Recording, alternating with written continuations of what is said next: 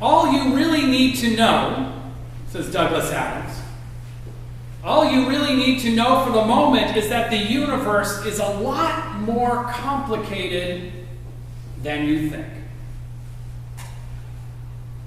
Now, back in seminary, I would occasionally be asked a particular question. And perhaps surprisingly for seminary, it wasn't really a question about the nature of life, the universe, and everything. And it couldn't be answered as firmly and as succinctly as saying 42. Quite simply, my teachers and mentors would ask, are you, future pastor, are you comfortable not having answers? Are you comfortable not having the answers? In other words, are you ready as a religious leader, trained up in your faith tradition, practiced in the disciplines and doctrines of your religion and other religions? Are you ready to admit that you do not know all there is to know? Now, as we know, people come to church seeking answers, and sometimes they and we want those answers to be laid out like math formulas, as if life really could be reduced to 6 times 7. That is not the sort of response faith leaders are equipped to give, merely because life doesn't work that way. So instead of small answers, simple answers like 42, we frequently provide more big questions, along with the tools and the companionship to explore them together. We ask this question in the ministry: are you comfortable not having the answers? Because until we are ready to live with uncertainty, we are not ready to be pastors. Now, this question, of course, is not unique to clergy. Doctors, nurses, therapists, teachers, and parents, among others, are also frequently seen as having some inside track on absolute truth.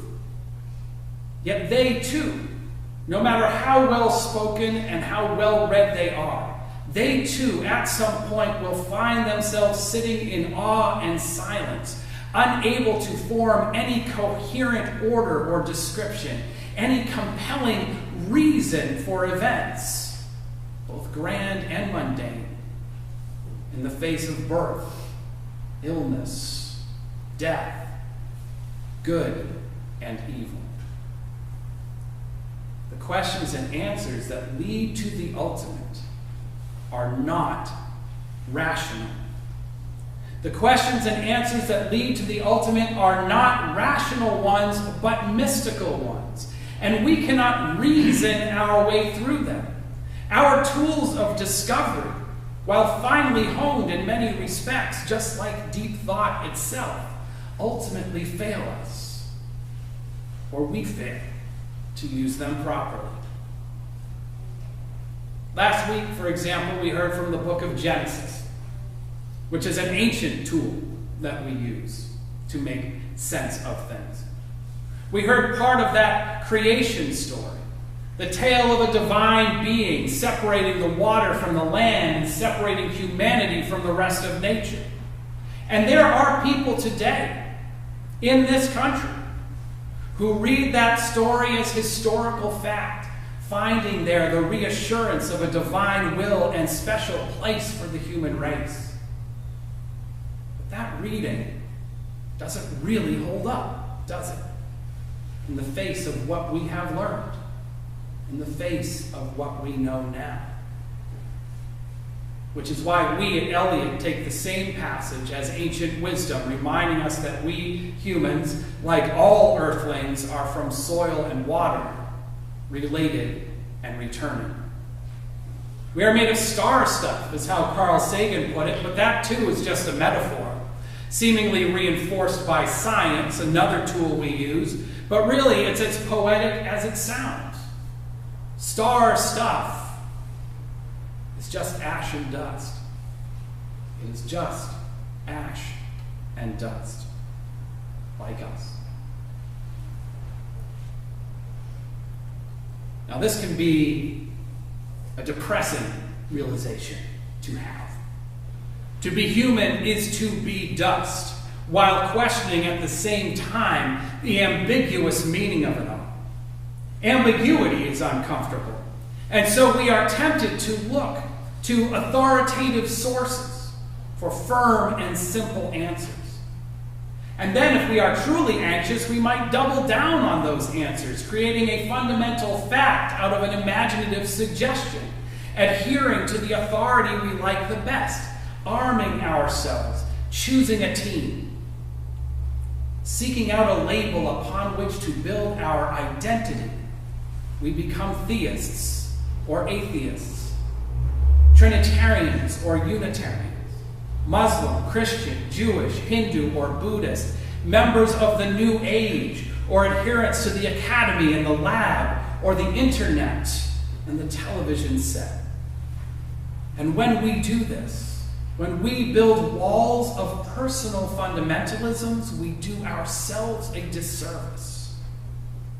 And to the extent that institutions like the church, to the extent that institutions like the church reinforce this tendency, these institutions do a disservice as well, looking back to old rules, when we today are as likely to experience inspiration and enlightenment as those in the past.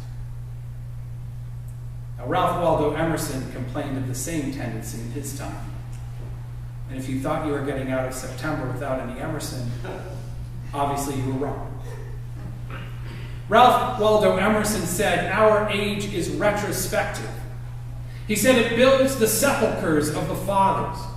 Why should not we have a poetry and philosophy of insight and not tradition, and a religion of revelation to us and not the history of their revelation? A religion by revelation to us and not the history of their revelation in the past. Which is to say, the answer to whatever big questions we are asking, the answer isn't going to be found in a supercomputer built by human beings with human biases and failings, nor in a set of doctrines built by those same humans.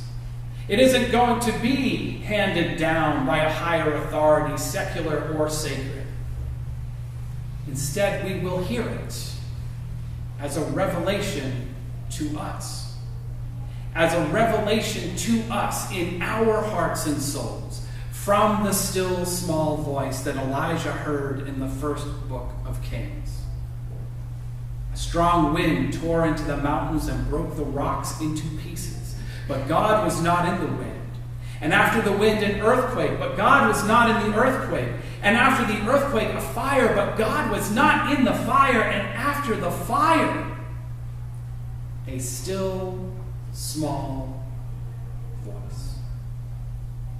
The meaning of life, the universe, and everything comes from the voice we hear in our hearts, our minds, and souls, in the midst and aftermath of the earthquakes and the wind, as well as in the midst of dark nights and peaceful days. Douglas Adams writes that there is a moment in every dawn when light floats, when there is the possibility of magic, and creation holds its breath. When creation holds its breath. That is the voice. And to hear that voice, we need to turn off the experts and their seemingly unassailable doctrines. We need to build our lives and institutions around the question that we started with today. Are you comfortable not having answers? That skill of comfortably sitting with questions will equip us for the adventure. Perhaps an adventure not of knowing all things, but knowing more and better.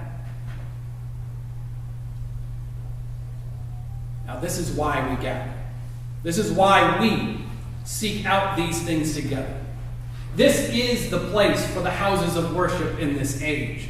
The new banner on our wall, which I assume you have all seen, says that we don't have all the answers, but we love the questions. And it is true.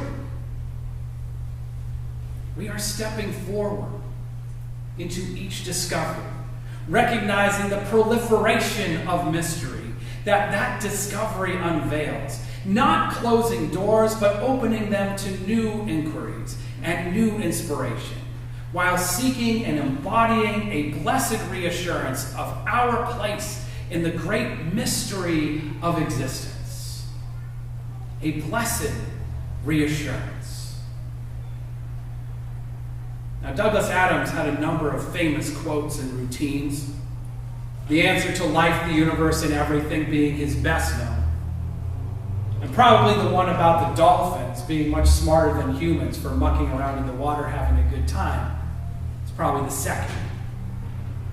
But really, the most helpful one he left us with, the one on the cover of your order of service, is don't panic. And that one is what we need to hear today. Now, those of you who have read the book know its significance. You see, in the novel, Hitchhiker's Guide to the Galaxy, there's a fictional book by the same name. And that Hitchhiker's Guide is meant as something to help the lone, seemingly insignificant traveler to navigate through the infinite, vast expanse of the universe.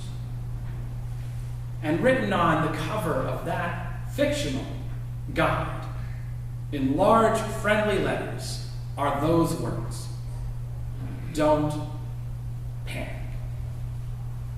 And the fact is, we don't have to. We do not have to operate out of a position of fear and helplessness that we so often find ourselves in, and that is designed to keep us down. We, citizens of Earth, knowing less than we know today, have managed to navigate through life for many generations and many evolutions. We are survivors. We can trust ourselves. We can trust each other if we allow ourselves. And we can trust that which transcends all, whatever it may be. We can rest assured that even in our not knowing, we can move through this world. We can learn, grow, and change ourselves, society, and creation for the better. John Milton, in our reading today, tells us that truth is strong. Truth is strong.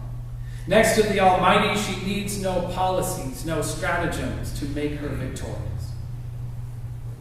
So let us take a moment in silence to seek our truth, to be with each other, not panicking, in the midst of the big questions of life, the universe, and everything.